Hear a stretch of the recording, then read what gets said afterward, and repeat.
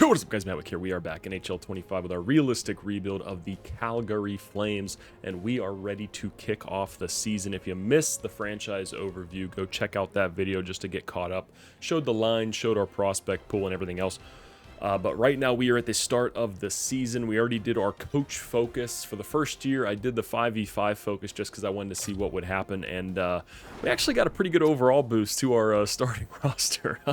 So we, I mean, I'm looking at this roster right now and I'm like, man, this is a team that could honestly contend for a playoff spot. I might move Popsel down a little bit. He is rated as a fourth line guy. Hunt is rated as a depth forward, but let's actually make that switch. We get a little +2 overall boost there, but I mean, forward group doesn't look terrible, honestly. Now, I know in previous GM modes that I've done so far, Calgary never really makes the playoffs for the first couple of years, so it's going to be interesting to see how the team does. Defensively, I think Rasmus Anderson is going to be our new Thomas Harley for this series until I do end up maybe trading for Thomas Harley, because I know I had some comments, people asking me to bring him over to the squad, but we got a nice little, like I said, nice little boost to our overalls here. Kevin Ball's up to an 81, so that's a guy we definitely want to try to develop in these first couple of years to see if we can maybe get him to a point to stick around in those bottom two pairings for the season. Now, goaltending, I think, is going to be our undoing. Dan Vladar, 27 years of age, and Dustin Wolf, 23 years of age, but he is listed as a medium elite. And I did have a comment of someone saying we should play him in the AHL this year, but I think with him being 23 years of age, listed as a backup goalie and medium elite, I think it's going to be better off to play him in the NHL this year, just because I think our team is actually kind of decent, more so than I expected them to be, and I think our AHL team is going to be pretty bad this year, just because a lot of our prospects that we have that are our top guys aren't in the system yet. They're still playing in juniors, and the guys that we do have in the AHL aren't really that good, so we're going to let that go. I'm going to get a couple months into the season, maybe bring you guys back around mid-season, see how we're doing, looking to maybe get a couple years in on this episode. We'll do things a little bit differently than we do with the Testing the Draft series, so we move along a little bit quicker. But definitely Anthony Mantha and Andrei Kuzmenko are going to be guys that we look to move on from this season, depending on if we aren't in a spot for the playoffs. I mean, we definitely could be mid-season, but guys, let's get up to that point and see how we are looking. All right, guys, so here we are. We sit about a month before the trade deadline with a record of 20-28-3, so it's been a disappointment, but it's pretty much what we've expected. If you look over at the right side of the screen, all of our statistics, we are towards the bottom. Nazem Kadri, though, actually having a pretty good season, so that could do wonders for his overall going forward. I know he's a guy that drops pretty quickly from what I've seen before, so hopefully if he's able to maintain that overall with some good seasons, he's going to be able to be a player that we can maybe lean on a little bit, maybe a second, third line guy when we are ready to contend for a cup. But I think it is time for us to look for some trades for Anthony Mantha and Andrei Kuzmenko. Now, we'll see if we're able to pull those off, because we are pretty close to the cap floor right now. So let me go through and see if I can find some trades that would make sense for us to be able to do. All right, guys, so our first trade is going to be Andrei Kuzmenko, a third and a sixth, to the Winnipeg Jets, who are having a very good season right now, 30-20-3, for Colby Barlow, who is having a good season down with the Owen Sound right now, 19 years of age, 71 overall, medium, top 6 potential, former first-round pick in 2023. Decent enough stats. He's a power forward, so it's kind of expected that his awarenesses are going to be a little bit lower, but that's definitely something that we can work with. He'll add some nice grit to our lineup whenever he is ready to play behind Honzik. So let's see, does this go through? Is this going to be enough with the Winnipeg Jets? Colby Barlow a first for Kuzmenko, a third and a sixth, and it is trade accepted. We are believe this will contribute to our success. Okay, so it didn't rob me blind, so Kuzmenko is out of the roster. Let me go ahead and fix that, see if we can find a new home for Anthony Mantha as well. And the New York Rangers are going to be adding themselves, hopefully, one Anthony Mantha in exchange for Kaapo Kakko and a third. We're tossing in a fifth this year just to see if we can maybe get that pick. We do have 3 first-round picks now. Unfortunately, none of those are ours. So we might be looking at leveraging 1 or 2 of those to maybe move up in this draft to see if we can land some top-tier talent.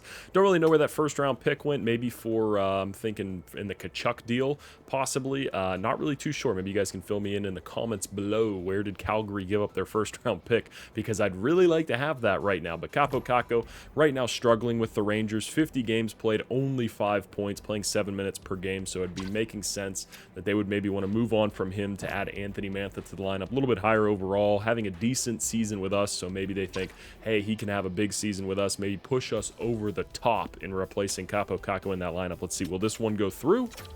And it will. The New York Rangers coming out on the top end of this deal, they think. I think we're doing pretty good ourselves, New York, so chill the fuck out, okay? Hopefully what will be our last piece of business this season, Miramonov for Nimella from the Toronto Maple Leafs. Nimella looks like a very good offensive defenseman of the future. Great skating, good enough awarenesses right now. Puck skills are solid, and a decent shot, which we'll work on a little bit with him to maybe see if we can grow that even more before he's ready for the NHL.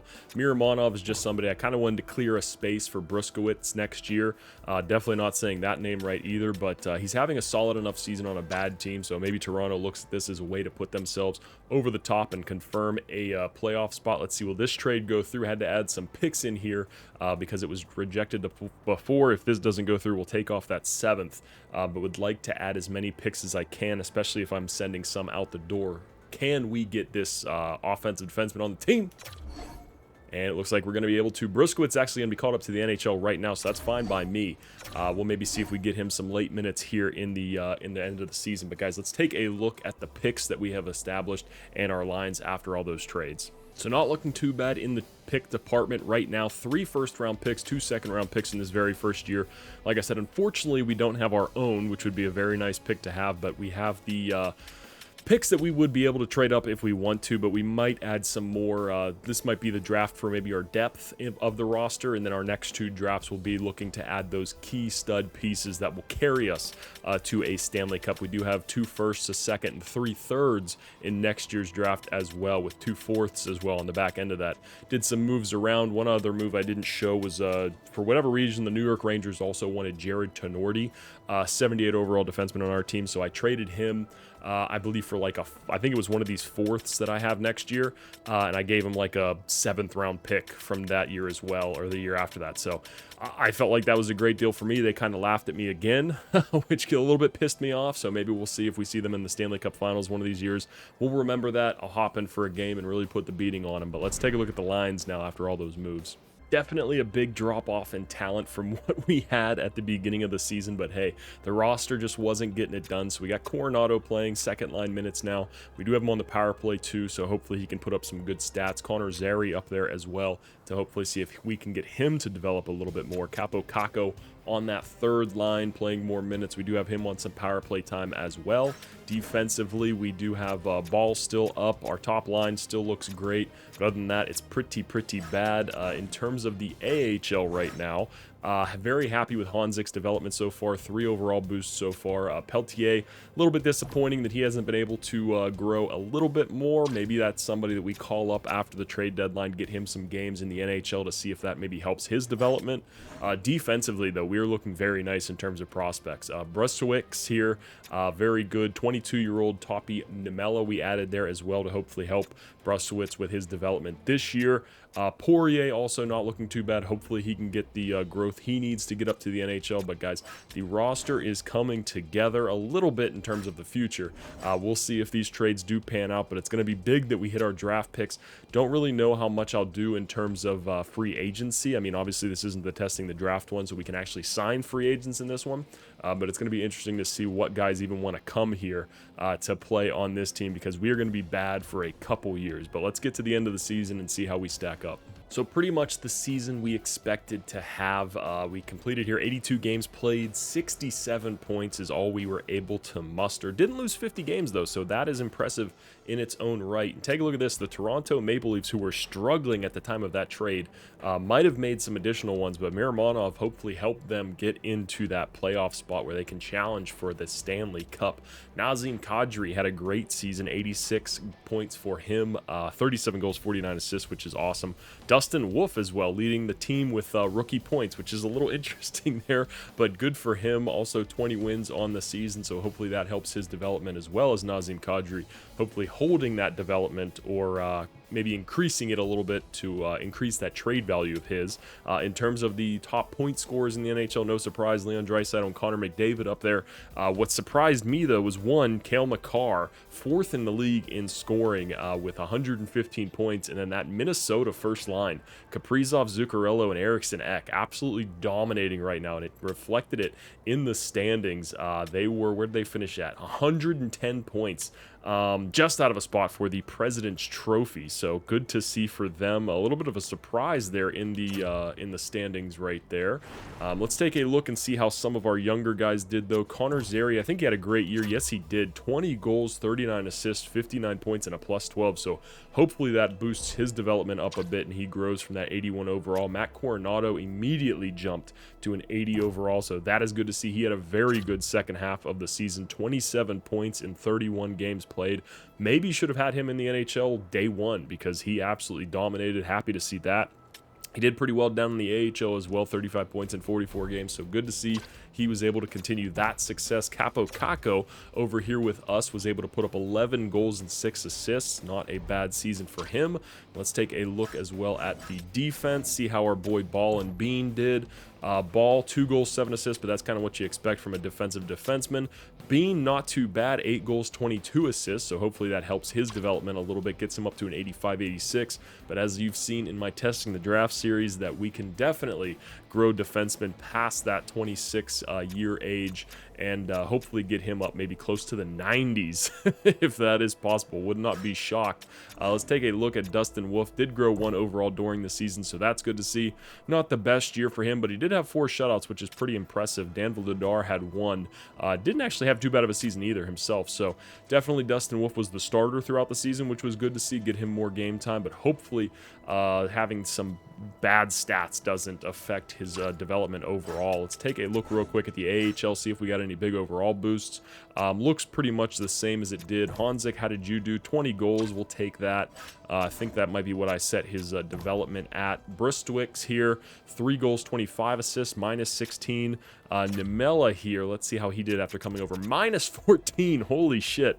So not great. Like I said, we definitely got to work on those awarenesses a little bit with him, but hopefully he can overcome that. Poirier did jump, oh my god, 44 assists for the boy here in his second season in Calgary with the Wranglers.